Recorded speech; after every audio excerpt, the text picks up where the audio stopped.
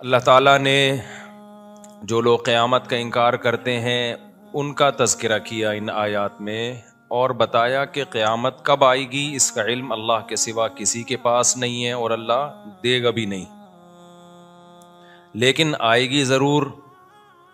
اور قیامت کیوں آئے گی اس کی وجہ اللہ نے بیان کی، تاکہ اچھے لوگوں کو ان کی اچھائی کا بدلہ دیا جا سکے اور برے لوگوں کو ان کی برائی کا بدلہ دیا جا سکے۔ انسان امتحان کے لیے پیدا ہوا ہے، اپنے کیے کرے کو وہ بھگتے گا۔ جو لوگ اس خوش فہمی میں مبتلا ہیں کہ ہم سے ہمارے کیے کرائے کے بارے میں پوچھا نہیں جائے گا، وہ بہت بڑے بے وقوف ہیں، وہ خدا کے بھی منکر ہیں، اور اللہ کو مانتے بھی ہیں تو اللہ پہ گویا الزام لگا رہے ہیں کہ اللہ نے ایسے ہی پیدا کر دیا، جو مرضی کرتے پھرو۔ ایسا نہیں ہے۔ کامیابی جنت کی صورت میں ملے گی اور ناکامی جہنم کی آگ کی صورت میں۔ تو اللہ تعالیٰ ان آیات میں تذکرہ کرتے ہیں جہنم کن لوگوں کو اپنی طرف کھینچتی ہے۔ ہماری نظر میں اچھائی اور برائی کا ایک الگ معیار ہے۔ کل ایک صاحب کہنے لگے کسی مشہور شخص کے بارے میں، بہت اچھا ہے، حالانکہ وہ غیر مسلم ہے۔ تو میں نے کہا کہ آپ نے کیسے کہہ دیا بہت اچھا ہے؟ انہوں نے کہا اتنا اچھا وغیرہ وغیرہ، جو آج کل اچھائی کا معیار ہے۔ میں نے کہا میری اور آپ کی نظر میں اچھا ہو سکتا ہے بھائی، اللہ کی نظر میں اچھا نہیں ہے۔ اپنے پیدا کرنے والے کو نہیں پہچانتا، نہ اس کو مانتا ہے، نہ اس کے بارے میں تحقیق کی کوشش کرتا ہے۔ ہمیں تو بھائی وہ اچھا لگتا ہے جو ہمارے ساتھ اچھا ہے بس۔ اللہ کو وہ اچھا لگتا ہے جو کس کے ساتھ اچھا ہے؟ اللہ کے ساتھ اچھا ہے۔ تو اللہ میاں اپنی ہی باتیں بتا رہے ہوتے ہیں قرآن میں، اپنی ہی باتیں جن کو ہم کہانیاں کہتے ہیں، اپنی ہمارے حساب سے، لیکن اللہ کے حساب سے ہماری باتیں کہانیاں ہیں اور اللہ کی باتیں کیا ہیں؟ اصل ہیں۔ مشرکین مکہ قرآن کے بارے میں کہتے تھے قرآن کہانیاں سناتا ہے، کہانیاں۔ قرآن کیا سناتا ہے؟ کہانیاں سناتا ہے، بس قصوں کی کتاب ہے۔ کہتے تھے ان ھذا الا اساطیر الاولین، یہ تو پرانے لوگوں کے قصے ہیں، موسیٰ نے یہ کہا، فرعون نے یہ کہا، شعیب علیہ السلام نے یہ کہا، قوم نے جواب میں یہ کہا۔ تو پرانے لوگوں کے قصے، کہانیوں کی کتابیں، کہانیوں کی۔ تو اللہ میاں ہمیں بتاتے ہیں کہ یہ جو تمہارے اسکالرز ہیں نا، جو مجھے نہیں مانتے، یہ تمہیں کہانیاں کرا رہے ہیں۔ کہانیاں کون کرا رہے؟ یہ تمہارے اسکالرز ہیں نا، جنہیں تم کو اس دنیا کی ترقی میں الجھا دیا ہے کہ یہی سب کچھ ہے، اصل میں کہانیاں یہ تمہیں کرا رہے ہیں۔ ان سے ورنہ پوچھو جنہوں نے پہلے ترقی کی وہ گئے کہاں؟ اتنی ترقی کی، ایسے ترقی کے میدان میں آگے بڑھتے بڑھتے بڑھتے بڑھتے کیا ہوا بھائی؟ ہارٹ اٹیک ہوا، دھڑام سے مر گئے۔ کوئی بوڑھا ہو کے مر گیا، کوئی جوانی میں ہی مر گیا، کوئی ایکسیڈنٹ سے مر گیا، کوئی بادشاہ بن کے مر گیا، کوئی وزیر بن کے مر گیا، کوئی سائنٹسٹ بن کے مر گیا، کوئی فلسفی بن کے مر گیا، کوئی بڑا فاتح بن کے، سکندر اعظم جیسا فاتح بن کے بھی مر گیا۔ تو اللہ کہتے ہیں یہاں کے لیے پیدا ہی نہیں کیا میں نے تمہیں پیدا کدھر کے لیے کیا ہے؟ ادھر کے لیے کیا ہے، تو اس جگہ کو سامنے رکھ کر زندگی گزارو گے تو پھر تو ٹھیک ہے۔ اس بات کو ہم کیا کہتے ہیں؟ اللہ کہانیاں سنا رہا ہے۔ اللہ کیا کر رہا ہے؟ کہانیاں سنا رہا ہے۔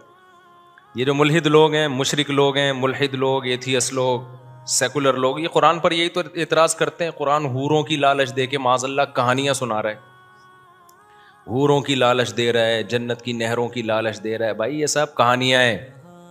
اللہ میاں کیا کہتے ہیں؟ یہ تمہیں دنیا کی لالچ دے کے کیا سنا رہے ہیں؟ کہانیاں۔ اللہ کی باتوں کو کہانی کہہ رہے ہو۔ ومن اصدق من اللہ قیلا، حالانکہ اللہ سے سچی بات کس کی ہو سکتی ہے؟ اور انسان جب انسان کو گائیڈ کرتا ہے، اس میں اپنے مفادات اس کے سامنے ہوتے ہیں، اپنی خواہشات ہوتی ہیں۔ تو اپنی خواہشات جس کے سامنے ہیں، وہ جو تمہیں بتا رہا ہے وہ ٹھیک ہے، اور میں جو سنا رہا ہوں وہ کیا ہیں؟ کہانیاں۔ اللہ کہتے ہیں میرا تم سے کیا لینا دینا، مجھے کیا فائدہ، مجھے نہ تمہاری عبادت کی ضرورت، تمہاری نافرمانی سے میرا کوئی نقصان نہیں ہے۔ حدیث میں آتا ہے ساری دنیا کے سارے انسان جمع ہو کے اللہ کے خلاف ہو جائیں تو سمندر کے پانی میں سوئی ڈبو کے آپ نکالتے ہیں نا، تو کتنا پانی کم ہو جاتا ہے، اتنا بھی اللہ کی ملکیت اور حکومت کو نقصان نہیں ہوتا۔ اور سارے اللہ کے فرما بردار بن جائیں تو اتنا فائدہ بھی نہیں ہوتا. اب سوال پیدا ہوتا ہے جب نہ فائدہ اور نہ نقصان ہو رہا ہے تو پھر اللہ کیوں چاہ رہے لوگ میری فرما برداری کریں؟ اس کا اللہ نے جواب دیا وَإِن تَشْكُرُوا يَرْضَهُ لَكُمْ وَلَا يَرْضَىٰ لِعِبَادِهِ الْكُفْرَ کہ اللہ شکر کو پسند کرتا ہے، وہ چاہتا ہے کہ میرے بندے میری فرما برداری کریں تاکہ میں ان کو نوازوں. بندوں سے محبت کرتا ہے، فائدہ نقصان نہیں ہے، لیکن اس کو اپنی مخلوق سے محبت، اور سب سے زیادہ محبت کس سے ہے؟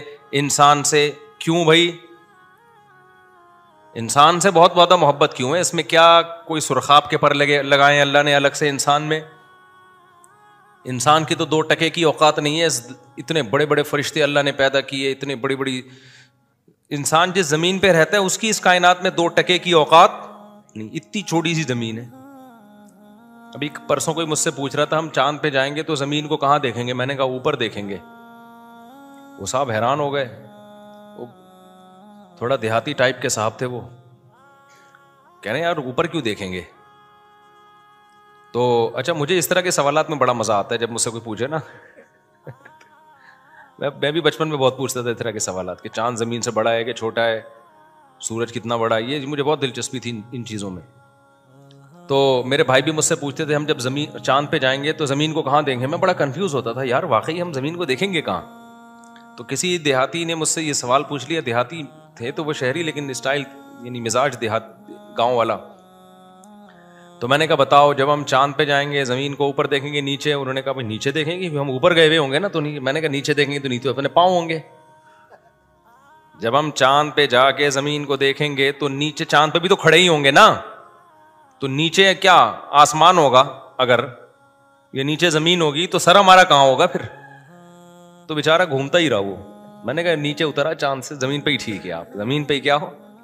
یہ بات یہاں آپ کی سمجھ میں نہیں آئے گی. ورنہ اصولی بات یہی ہے کہ جب ہم چاند پہ جائیں گے تو ہم چاند پہ یہاں کے حساب سے اوپر ہوں گے، لیکن چاند کے حساب سے زمین اوپر ہوگی ہمارے. کیونکہ اوپر اور نیچے ہونا یہ امور اضافیہ میں سے ہے. امور اضافی سمجھتے ہیں؟ ہاں بھائی السلام علیکم. تو ہم جب چاند پہ جائیں گے، میں تو کہیں اور ہی چلا گیا. تو نیچے جب دیکھیں گے نا تو نیچے کیا ہوگی؟ چاند کی زمین ہوگی بھائی.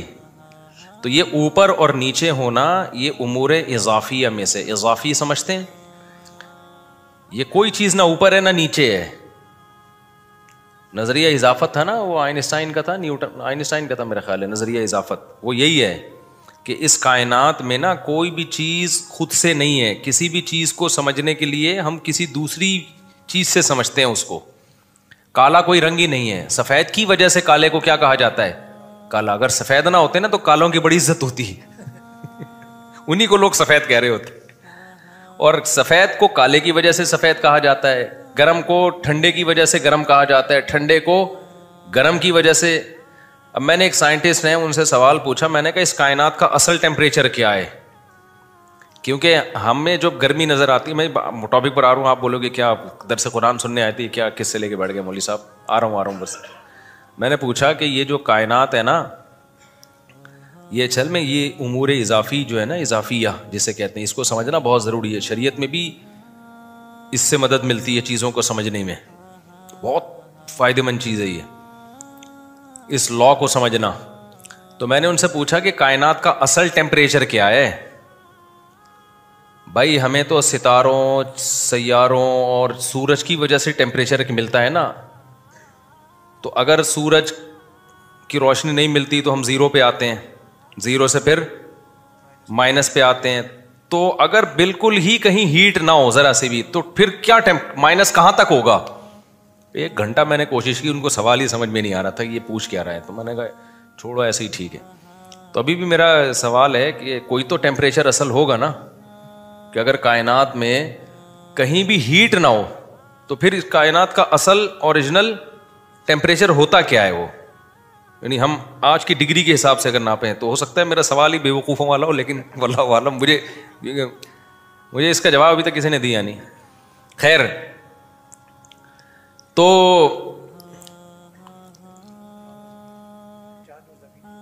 چاند زمین کی بات نہیں ہوئی. ہاں میں کہہ رہا تھا کہ اس پوری کائنات میں زمین کی اوقات 2% کی بھی نہیں ہے. یعنی اگر کائنات سے کمپیئر کریں نا تو ذرے کا ذرہ بھی نہیں ہے. اتنی بڑی بڑی کہکشائیں جو ستاروں کا جھرمٹ لے کے گھوم رہی ہیں. ایک ایک ستارہ سورج سے لاکھوں گنا بڑا, اور سورج ہماری زمین سے 9 لاکھ گنا بڑا. جب 9 لاکھ سوچا کریں نا تو سوچیں ایک زمین, پھر ایک اور زمین, پھر ایک اور زمین, پھر ایک اور زمین, پھر ایک اور زمین, پھر ایک اور زمین. اس کو بھائی تھوڑی نہیں ہے, بہت بہت بڑا ہے سورج. اور بہت بڑا ہونے کے ساتھ کیا ہیٹ, آگ کا انگارہ ہے بھائی, اتنی ہیٹ ہے اس کے اندر. تبھی تو اللہ کہتا ہے وَلِلَّهِ خَزَائِنُ السَّمَاوَاتِ وَالْأَرْضِ, آسمان اور زمین کے خزانے کس کے پاس ہیں؟ اللہ کے پاس. ہمارے یہاں گیس کا پرابلم, آج مہمان آئے اور گیس روٹی پکتے ہوئے گیس ہی چلی گئی کراچی میں. انہوں نے کہا تھا میں گھر کی روٹی کھاؤں گا, تو ہم نے کہا چلو گھر کی روٹی بنوائیں گے آپ کے لیے. روٹی بڑھ گئی بیچاری, تندوری کی روٹی, خود بھی کھائی ان کو بھی کھلائی. تو ہم تو اس کو یہاں کے حساب سے دیکھ رہے ہیں نا, گیس کو دیکھ رہے ہیں. بھائی اگر کائنات میں جاؤ گے تو یہ تو کچھ بھی نہیں ہے. اتنے وسائل ہیں اس کائنات میں. انسان کی تو یہ جو کہتے ہیں نا انسان کے خوراک کے ذخیرے کم ہو رہے ہیں, بہت بڑا لطیفہ ہے یہ. اس پہ ہنسا کرو. جب آپ کے یونیورسٹی کے ٹیچر کہا کریں نا بچے اتنے پیدا ہو رہے ہیں, ایکچولی ہمارے پاس وسائل نہیں ہے, تو آپ کہو صرف یہ لطیفہ پرانا ہو گیا, کوئی نیا لطیفہ سنائیں آپ. یہ بہت بڑا لطیفہ ہے یہ جو کہتے ہیں نا اتنے بچے, انسانوں کی آبادی بڑھ رہی ہے تو ہمارے پاس وسائل کیا ہو رہے ہیں, کم ہو رہے ہیں, یا اسپیس کم ہو رہی ہے. یہ ممبر پہ بیٹھا ہوں, مذاق نہیں کر رہا میں. جیسے میں نے کہا تھا نا عدالتی خلا کلعدم ہے, لوگوں نے کہا مفتی صاحب اتنے بڑے بڑے دعوے کر دیتے ہیں. عدالتی خلا پہ میں نے جو دعویٰ کیا وہ اتنے کانفیڈنٹلی جب میں نے کہا نا یہ جو آج کل عدالتی خلا چل رہا ہے وہی ہے, فضول ہے. یہ تو نہ شیعہ مانتے ہیں, نہ یہ تو آسمانی مذاہب بھی نہیں مانتے اس کو. تمام آسمانی مذاہب میں طلاق کا حق کس کے پاس ہے؟ مرد کے پاس ہے. عیسائیت میں بھی, یہودیت میں بھی. چینج کر دیا ہو تو ایک الگ بات ہے. شیعوں کے نظر میں بھی یہ تو جنرل مشرف سے پہلے کورٹ میں بھی یہی تھا کہ ڈیورس کا حق کس کے پاس ہے؟ مرد کے. یہ تو اب انجینئر علی مرزا نے آ کے یہ چینج کیا اس کو. اس سے پہلے تو ساری دنیا سب اس پہ متفق تھی. تو یہ ایسے ہی تھوڑی میں نے کہہ دیا اتنے کانفیڈنٹلی. تو اسی طرح میں نے کہا جو 3 طلاق 3 ہوتی ہیں اتنے کانفیڈنٹلی کہہ دیا نا میں نے, تو ایویں لوگ سمجھتے ہیں ابھی پھینک دی مفتی صاحب نے. اور ایک اور میں نے جو دعویٰ کیا یہ عاملوں کے بارے میں ایویں ہی ہوتے ہیں, تو ایسی تھوڑی پھینک دی ہے کانفیڈنٹلی. آدمی ممبر پہ اتنا بڑا دعویٰ تھوڑی کرتا ہے, سمجھتے ہو. تو اسی طرح ایک اور ہے جو میں بڑے دعوے کے ساتھ کہتا ہوں, وہ بھول گیا. اور اسی طرح ایک یہ بھی ہے کہ یہ جو کہتے ہیں نا آبادی بڑھنے سے وسائل گھٹ رہے ہیں, زمین میں جگہ کم پڑ رہی ہے, بڑے مسائل ہو جائیں گے, تو یہ بہت بہترین کیا ہے, ہنسنے کے لیے بہت اچھا لطیفہ ہے. جب آپ کے یونیورسٹی میں ٹیچر یہ کہا کرے نا دیکھیں ہمیں کنٹرول کرنا ہے اور وسائل ہمارے پاس کم ہے, تو آپ نے سر یہ لطیفہ پرانا ہو گیا, اب ٹھیک ہے کوئی نیا لطیفہ لے کر آئے. کوئی ان کے پاس نہ کیلکولیشن ہے اس کی, کچھ بھی نہیں ہے. اتنے وسائل ہیں نا اس وقت کائنات میں کہ آبادی 10 گنا بھی بڑھ جائے تو کوئی فرق پڑنے والا نہیں ہے. اتنے وسائل ہیں. چھوٹی سی مثال دے دیتا ہوں آپ کو. میں نے ادھر بھنڈی لگائی ہوئی ہے, تھوڑی سی بھنڈی یہاں پہ اتنی سی جگہ پہ. وہ بھنڈی نکلنا شروع ہوئی ہے نا, توڑو تھوڑے دن میں پھر. تو میں نے کہا یار یہ میں تو تجربہ ہے, آپ کے پاس چھوٹی سی زمین ہو, آپ پورے خاندان کی سبزی اس سے پوری کر سکتے ہو. تجربہ کر کے دیکھ لیں آپ. چھوٹی سی زمین آپ لے لو نا, تمیز سے آپ اس میں گارڈننگ کرو, آپ کو وہیں کی آپ کے گھر کے لیے آلو پیاز ٹماٹر ادھر ہی کا پورا ہو جائے گا. تو زمین تو بہت ابھی زراعت کے قابل خالی پڑی ہوئی ہے. اتنی زمین ہے کہ آپ کی سوچ نہ گوشت کھانے کے لیے کم ہے. ابھی تو سمندر پہ انسان نے صحیح طرح توجہ نہیں دی ہے. خالی ایک سمندر میں اتنی مخلوق ہے نا جو تمہاری خوراک کی ساری ضرورتیں پوری کر لیتی ہے, جبکہ انسان کی باڈی کی نیڈ اتنی ساری چیزیں ہے ہی نہیں. صحراؤں میں جا کے دیکھو خالی روٹی پہ ہی 100 سال نکال دیتے ہیں وہ لوگ. فضول قسم کا, بس جو غیروں نے دعویٰ کر دیا دم ہلائی ان کے سامنے. تو یہ بڑی پانی اتنا کہ سب ڈوب کے مر جائیں اس میں. یہ کہتے ہیں نا پانی کے ذخائر کم ہو رہے ہیں. یہ لطیفے ہیں, ان پہ ہنسا کرو, ٹھیک ہے نا, بہت اچھے اچھے لطیفے ہیں. تو لوگ جو غربت سے مرتے ہیں نا یا بھوک سے مرتے ہیں, وہ ڈسٹریبیوشن میں ناانصافی ہو رہی ہوتی ہے. وہ تو کروڑ پتی باپ کے کروڑ پتی گھر ہو, اس میں بھی اگر 9 بچے وہ جائیداد پہ قبضہ کر کے بیٹھ جائیں اور ایک کو روٹی بھی نہ دیں تو وہ بھی اس بنگلے میں بھی بھوک سے مرے گا وہ. خیر یہ ابھی ٹاپک نہیں ہے, یہ تو میں ہر بیان میں تھوڑا تھوڑا تڑکا لگاتا رہتا ہوں. تو پتہ ہے وسائل کم نہیں ہے, کم کیا چیز ہے جس کی وجہ سے غربت آتی ہے؟ ان وسائل کو استعمال کرنے والی قوتیں, اور وہ قوت کیا ہے؟ انسان. اس قوت کی بیس کہاں سے شروع ہوتی ہے؟ مشینیں بھی کون بناتا ہے؟ یعنی قوت ہے نا, تو وہ اس کے پیچھے انسان ہوتا ہے. انسان کا دماغ استعمال ہوتا ہے, وہ مشینیں ایجاد کرتا ہے. انسان کے بازو استعمال ہوتے ہیں, وہ مشینوں کو استعمال کرتا ہے. تو جتنے انسان ہوں گے نا, آپ کے پاس ذہین دماغوں کا ریشو اتنا بڑھ جائے گا, ایجادات کے چانسز اتنے بڑھ جائیں گے, مزدور اتنے زیادہ ہوں گے. کچھ لوگوں کو اللہ نے کھوپڑی نہیں دی ہوتی, ان کو اللہ نے مضبوط بازو دیے ہوتے ہیں, وہ گڑے کھود دیتے ہیں. کچھ لوگوں کو اللہ نے کھوپڑی ایسی دی ہوتی ہے کہ وہ صرف کھوپڑی استعمال کرتے ہیں, اور وہ لاکھوں آدمیوں کا کام ایک کھوپڑی کر لیتی ہے. تو جب آبادی بڑھتی ہے تو کھوپڑیاں بھی بڑھ جاتی ہیں, ان کا ریشو ذہین کھوپڑیاں. اور آبادی بڑھتی ہے تو مزدوروں کا ریشو بھی کیا ہوتا ہے؟ ہر طرح کی پروڈکٹ مارکیٹ میں زیادہ, تو ترقی تو ہوگی نا. تو اس لیے یہ تو بالکل ہی اس کو دماغ سے نکال دو. خیر, تو میں یہ عرض کر رہا تھا, اتنی بڑی اللہ کی کائنات, تو اس میں انسان کی اوقات بھی 2 ٹکے کی نہیں اور زمین کی اوقات بھی 2 ٹکے کی نہیں. تو میں یہ سوال اٹھایا تھا میں نے, پھر اللہ تعالیٰ انسان سے اتنی محبت کیوں کرتا ہے؟ کیا اس میں سرخاب کے پر لگے ہوئے ہیں بھائی کہ اس کو اتنا پروٹوکول دے رہا ہے کہ پیغمبر بھی اسی میں آ رہے ہیں, آسمانی کتابیں بھی انسانوں میں بولو نازل ہو رہی ہیں, انہی کے لیے کائنات کو بنایا گیا. پوری کائنات کس کے لیے بنائی گئی ہے یار؟ اتنی بڑی کائنات, 9 لاکھ گنا بڑا سورج, پھر سورج سے بھی لاکھوں گنا بڑے اور ستارے, پھر